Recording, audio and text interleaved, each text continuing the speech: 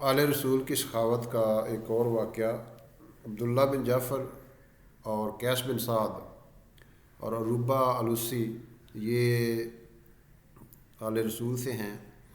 تو ان کا ایک بڑا مشہور واقعہ آتا ہے سخاوت کا۔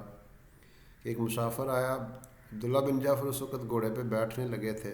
ان کا مسافروں کو مہربانی کرو، مدد کرو۔ تو انہوں نے اسی وقت کہا 4000 درہم لے لو، یہ گھوڑا بھی لے جاؤ، اور سب سے قیمتی چیز جو ساری دنیا سے قیمتی ہے وہ تلوار علی ہے، وہ بھی لے جاؤ۔ پھر وہ گیا قیس بن سعد کے پاس، اور وہ اس وقت آرام کر رہے تھے۔ تو ان کی نگرانی جو ہے وہ اس کو کہا کہ مسافروں کو مدد کرو۔ تو اس نے 2 اونٹ دے دیے، غلام دے دیا، اور 700 دینار دیے۔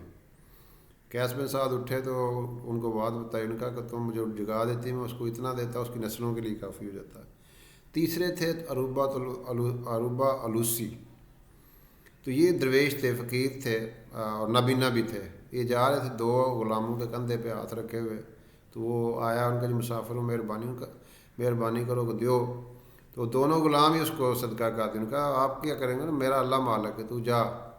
تو جب آپس میں وہ تینوں جو ہے نا وہ بیٹھے، تو انہوں نے کہا کہ سب سے زیادہ سخی کون ہے؟ انہوں نے کہا جی سب سے زیادہ سخی تو عروبہ ہی ہے، جس کے پاس تھے 2 غلام، وہ انہوں نے دے دیے۔ تو یہ آل رسول کی سخاوت تھی، اللہ کے نام پہ وہ سب کچھ قربان کرنے کے لیے ہر وقت تیار رہتے تھے۔